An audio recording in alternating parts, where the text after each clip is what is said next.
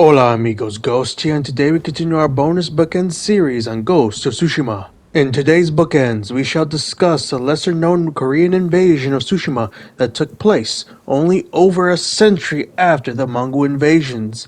After that, we will buy some more New Game Plus exclusive upgrades and cosmetics, and talk about my thoughts on the combat and stealth systems of the game. So with that said, let's return to the past. Let's do this! Starting in the 13th century, the Wako, bands of Chinese, Korean, and Japanese raiders, brigands, and pirates established themselves within the islands of Tsushima and other islands across the East China Sea, including the Ryukyu Islands. These Wako took advantage of the aftermath of the Mongol invasions to raid the Korean coastline and Chinese trade routes. Even with the rise of new dynasties in China and Japan, pirate activity soared to new heights, particularly from 1374 to 1388. A total of some 378 raids occurred, that being an average of 27 raids a year. Not only was Korea's coastline threatened, but so too was its capital and inland territory. It was also during the 1380s that the first efforts from the So clan of Tsushima and the declining Korean Koryo dynasty were made to suppress the Wako had begun. These rulers had some mild success in reducing pirate activity, but with the limited strength of the So clan and the increasingly noticeable decline of the Koryo dynasty, the Wako endured the suppression.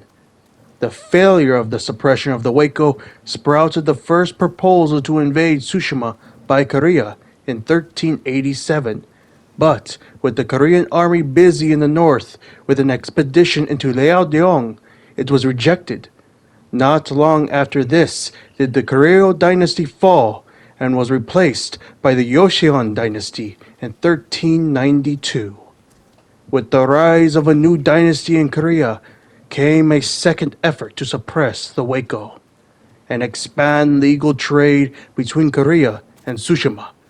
In this effort, the Ashikaga shogunate gave So Sadashige, the head of the So clan, the power and authority over all trade ships sailing between Korea and Japan and all warships in that region to aid the Koreans.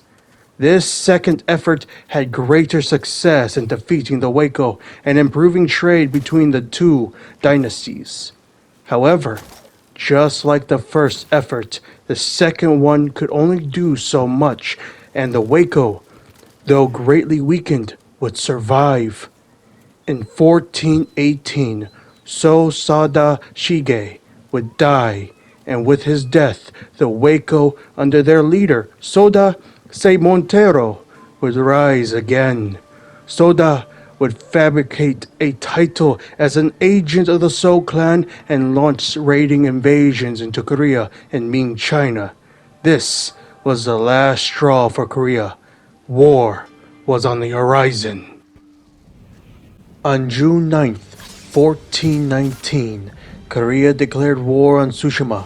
They justified the invasion by the actions of Soda's Wako and the claim that Tsushima was rightfully a part of Korea. Only 10 days later, an invasion force of just over 200 ships and 17,000 soldiers under the command of Yi Changmu set sail toward Tsushima. Clearly, by the invasion force's numbers, that the Koreans had been planning and preparing for war for some time now. On June 20th, the Koreans landed in Aso Bay, which divides Tsushima into its two islands. At first, the Koreans sent emissaries to ask for the Japanese surrender, but like the Mongols so many years ago, they received no answer. With no answer from the Japanese, the Koreans launched raids against both islander and pirate settlement alike. According to Korean records, some 129 Waco ships were captured, nearly 2,000 houses burned, 135 people killed or captured, and 131 Chinese rescued from their Waco captors. On the 26th of June, the So clan retaliated by performing a successful ambush against the Koreans, but casualties were few. For the next several days, a mix of a ceasefire and small skirmishes ensued between Korea and the Waco, or Korea and the So clan. The Japanese claimed to have won a victory on July 2nd, killing between 2,500 and 3,700 Korean soldiers, though Korean sources do not mention such a heavy defeat. Regardless, by July 3rd, the invasion force withdrew back to Korea, most likely to resupply and plan a second round of raids. But the Korean invasion would never return to Tsushima. According to Korean records, morale was low, ships needed repairs, and winds were getting stronger. They would not fall to a great storm like the Mongols. Another reason was to avoid looking weak to the eyes of Ming China. Thus, the Oei Invasion was over. From July 17th, 1419 to January of 1420, the Yosan dynasty and the Ashikaga shogunate negotiated the post-war settlement. Tsushima would be placed under the jurisdiction of the Koreans to better tackle the Wako problem. The head of the So clan would go to the Yosan's court to sign the treaty. These actions served to establish Tsushima as an official intermediary between Korea and Japan. Tsushima would remain Japanese with a provincial samurai family at its head, while being broadly watched over by Korea. A fair conclusion which cost the lives of between 300 and 4,000 soldiers, Wako, and civilians. Unfortunately for Korea, Tsushima, and Japan, the Wako menace would persist for the centuries to come. Before we move on to talk about the combat and stealth, I just wanted to mention why I decided to cover the Oei Invasion. Basically, during my research and scripting for the 4-part series on the Mongol invasions, I stumbled onto the Oei Invasion. I was very curious about this invasion that I had never heard of before, and I thought it would be a great idea to share it with you all. So yeah, that's basically it. Anyway, time to talk about Ghost of Tsushima's combat and stealth systems. Ghost of Tsushima's combat and stealth are excellent. The combat is fluid and fun, while being in the happy intermediate of being simplistic and complex. The stealth is creative and free-flowing, enhancing on mechanics games like Assassin's Creed have, while not being pushed into being like Splinter Cell. Both systems give you the freedom to carve out your own playstyle, and this is enhanced with the open world design of the game.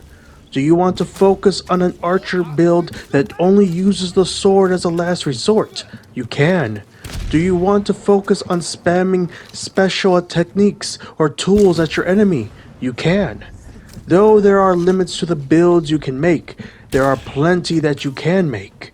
And that is the key the game gives you. You are able to test the limits of different builds and play styles throughout the open world and in many of its missions. The freedom of choice is the key. The combat of Ghost of Tsushima can be divided into 3 elements: the melee, the range, and the ghost skills. The melee is the physical combat of the game, with 4 stances that counter specific enemies but are still useful against others. The combos you can make aren't complex, but it isn't as easy as just pressing one button. The staggering techniques, unblockable moves, and fluid switch up of the stances gives the player the choice on how to tackle an encounter. This is highlighted in the duels. as you have to time your parries or blocks, dodge deadly attacks, and launch your own. Both simple and complex, fluid and fun. The range is a subsection of the combat that allows the player to thin a herd of enemies by directly killing some or causing the environment to give you an advantage. It is a simplistic system, enhanced with two types of bows that are useful in their own scenarios, and a blowgun for direct kills or giving you an berserk ally to your side. Sort of. Enemies have different types of armor and are also deadly at range. The player is once again given the choice how to utilize this system, from quick sniping of enemies to causing area of explosion damage to whole groups. Sometimes being simplistic is the right way to go. Finally, the ghost skills, aka the ghost weapons and tools, and the special techniques and ghost stats. The weapons and tools add further flexibility into the combat, from stunning groups of enemies or damaging said group to providing your sword improved but temporary damage and escaping a bad fight with smoke. They let you mix up the combat and create new scenarios in the midst of the previous one. The special techniques add heavy hitting moves to your arsenal, which can further vary your combos and strategies during different combat scenarios. Although quite limited in the number, these special moves make up for it in damage and flash. The Ghost Stance, for instance, guarantees several kills while potentially scaring off other enemies. It can also be triggered in dire moments if it's available. Plus, it rewards the player for no-hit fights and perfecting combat encounters. The combat is great, but there is room for improvement. Hopefully, Ghost of Yotei achieves success in this regard. The stealth of Ghost of Tsushima can be divided into two parts: range and close quarters. Just like in the combat, the range aspect can clear out whole camps alone. The blowgun can make enemies go berserk and make them do the work for you. And it could also cause others to flee if they see poisoned enemies. Close quarters is the classic get up and close stealth. From killing enemies in the perimeter of a camp or distracting individuals to strike at others, to launching several attacks at once with explosives and multi-kill assassinations. The close quarters has several ways to deal with a group of enemies in a mission or camp. The layout of a certain area, along with the simple parkour system, can also provide varied attack plans. Although not super advanced like Splinter Cell, it makes up for this in satisfying animations and varied plans you as a player can do. This is not to mention how charms and armors can give stealth or combat other advantages in the gameplay, from increasing the number of kills one can do in Ghost Stance or in standoffs, to making you a super fast and deadly archer or a perfect parry master. Again, the stealth as well as the charms and armor are great, but can be improved upon in the next game. Overall, the combat and stealth of Ghost of Tsushima is solid. It at times can rival Assassin's Creed's best, and in others surpass it. There is enough depth into the mechanics that keep the player engaged, whether it's the battles themselves or the smooth animations of its many techniques and abilities. Sometimes being in the middle of two sides is better than being on one or the other. The systems have their simplicity and complexity. It's no Dark Souls or Elden Ring. It's no Splinter Cell or Metal Gear. It's not Assassin's Creed or old school God of War. It's Ghost of Tsushima. It made its gameplay be appealing to many while also having it be challenging in its own ways. Hell, lethal difficulty is no joke, let me tell you that.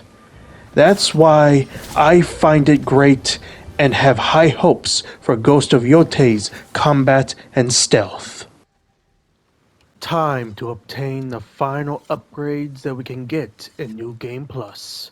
I'm honored to assist you. So first we'll get the flaming arrow capacity. So it's compared to the regular max to the new game. We get 2 additional flaming arrows and 2 for our saddlebag. And it costs 30 predator hides. Worthy of a samurai. Explosive is the similar. We get 2 more explosive arrows with New Game Plus, as well as 2 for the saddlebag. That makes it to 16 in total compared to the original 12. And it also costs 30 predator hides. I hope it helps. Poison darts, we get 1 more for our gear, as well as one more for our saddlebag, making it from 8 to 10. And of course, 30 predator hides. Worthy of a samurai. Hallucination darts is exactly the same, 5 over across the board, making it 10 total, and 30 predator Only hides. the best for you. Same thing with the firecrackers with New Game Plus. Worthy of a samurai. That one though costs a little less predator hides, and it's also the same with the black powder bombs. Just for you. And That's voila, all I with can give that, you right now. we have all of the ranged upgrades, all of the quick fire upgrades. Farewell. I make an offering for your good fortune. And now it is time to get the last of the armor upgrades for the rest of the armor sets.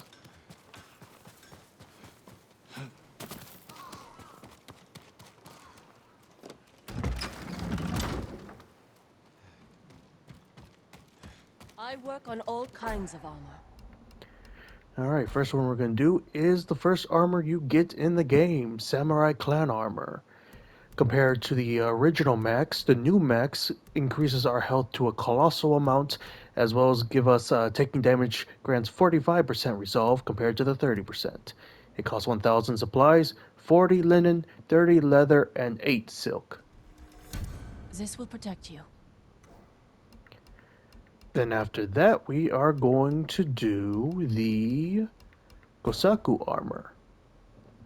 Compared to the original max, the Gosaku armor with the New Game Plus increases your health to a colossal degree, as well as a massive increase to stagger damage, compared to the massive health and major stagger damage of the original max. Of course, it costs 1,000 supplies, 40 linen, 30 leather, and 8 silk. This will keep you safe.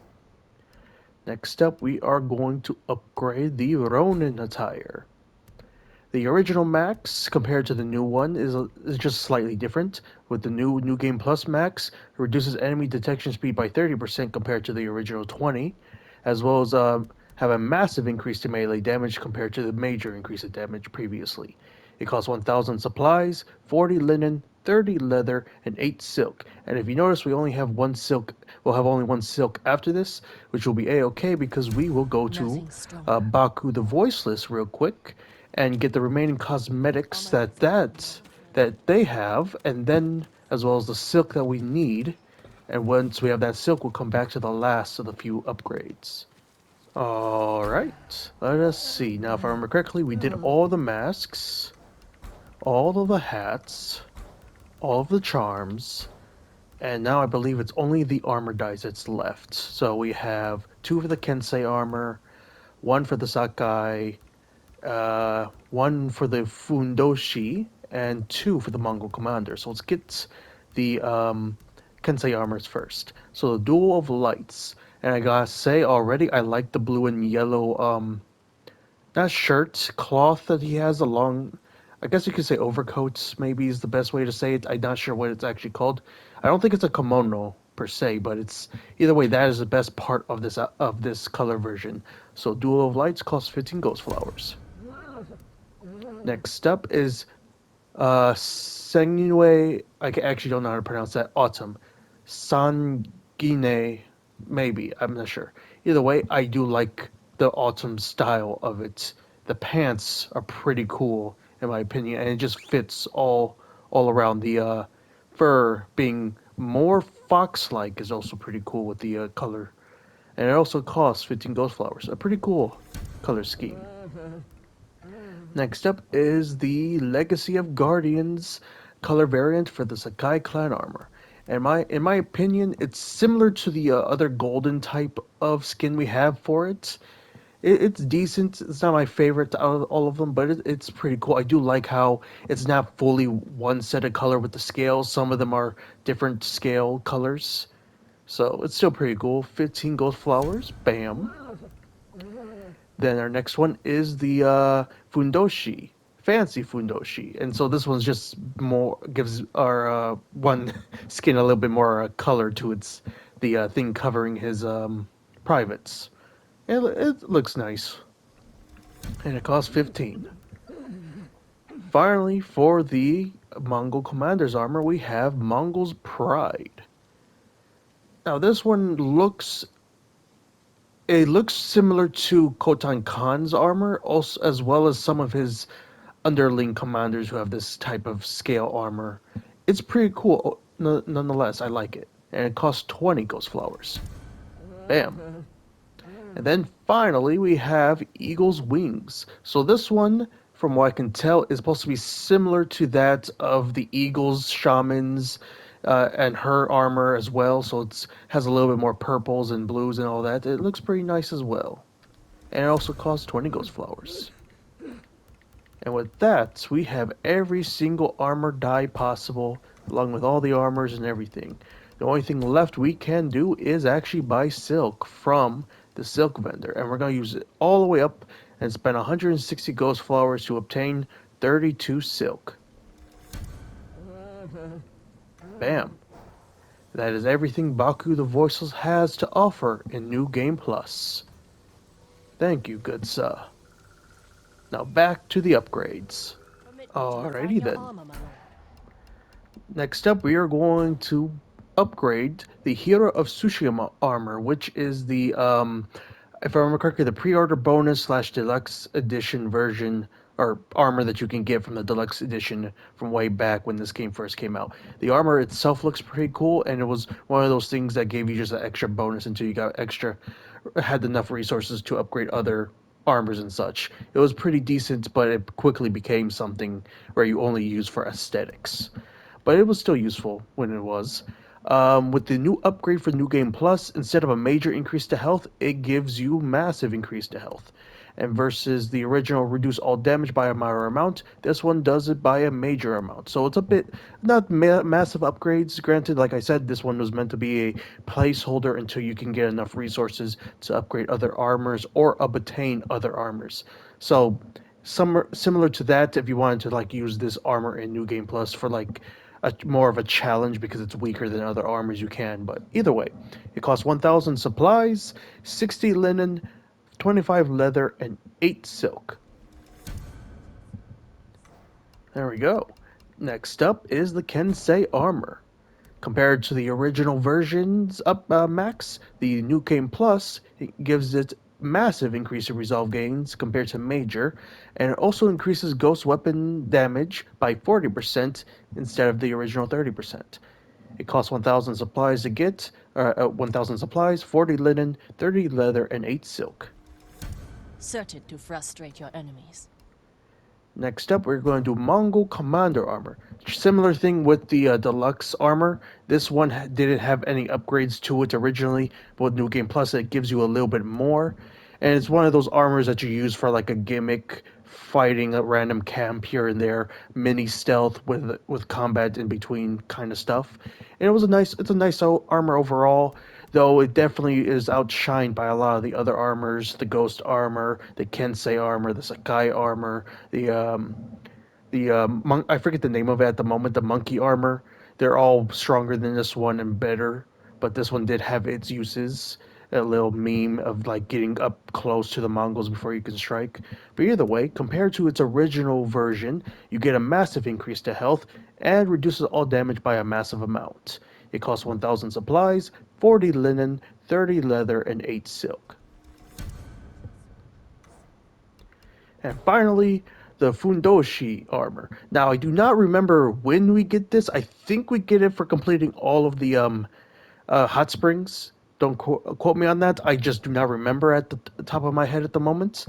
It's a funny little gag armor, kind of like how in Spider-Man you can have the undies version of Spider-Man with just his mask and his underwear. It's kind of like one of those little things like, oh, you did all these side objectives. Thank you for that. Here's a funny little thing you can do. So it's kind of cool. It had a nice little thing of being running and sprinting no longer causing noise, meaning you could technically do a crazy stealth run with this quote unquote armor, but either way, With the upgraded version, with New Game Plus, it reduces enemy detection speed by 40%, unironically making it a surprisingly effective stealth armor if you think about it. Either way, it costs 800 supplies, 60 linen, and 8 silk. Nothing stronger. And with that, we have upgraded every You have my single thanks. armor in the game to New Game Plus standards. And if we take a look, actually, let me do this. We could also look, all of our swords are the strongest possible. The half bow and the longbow are the strongest. We have all the ammunition upgrades, the saddle, everything. Everything is upgraded, and it's just amazing that we've been able to do that in New Game Plus. That we have the opportunity to do that and be able to just have extra upgrades to make our armors and weapons just slightly more powerful. And even in difficulties with like lethal, it is still a challenge even if you get these upgrades or had these things already upgraded already, and then have those extra upgrades for New Game Plus to help combat against lethal difficulty. Because I'll admit, it took me a while to get all the way through the game in lethal difficulty in New Game Plus because the enemies are, from what I could tell, just slightly stronger than the base game and the base DLC. They're just slightly enough stronger where they can almost one shot you. Some bosses can one shot you in New Game Plus. If I remember correctly, like, some of them could do that. Some of the later on bosses could do that in the base game if on lethal difficulty. But in the New Game Plus, it's definitely every single one can one shot you, and these little upgrades help nicely. But yeah, there we go. There's all the upgrades and all the cosmetics for New Game Plus. However, we have to go to one more place as I uncovered some more cosmetics that I must have missed during my original playthrough, unless they were unlocked through New Game Plus but weren't mentioned. So, let's travel to Icky Island. Alright, I made it to Icky Island. How can I tempt you? So, if I remember correctly, yep, we have a sword kit, the Spider's Kiss, crafted by one who preferred to strike when it was already too late for their foes. And from what we can see, it looks nice. It has a little flower detailing with gold and white along a blue scabbard, and then pretty nice detailing with the I forget what that part of the sword is that cover protects your hand, but isn't really, at least for the samurai katanas and all that. And the handle is pretty nice as well, and it costs 15 flowers, What which we have else? an abundance of. With the bows, we have all of the bow stuff. Armor dies, however, we actually have two more. The Saragumi armor, or Gami armor, the monkey armor that I mentioned earlier, has Wind Kami's breath, and it's a more of a yellowish orange with a little bit of red to it. And honestly, it's almost as cool as the white version of this armor. It's pretty solid overall. And it costs 10 That's flowers. all? Regular flowers, not ghost flowers.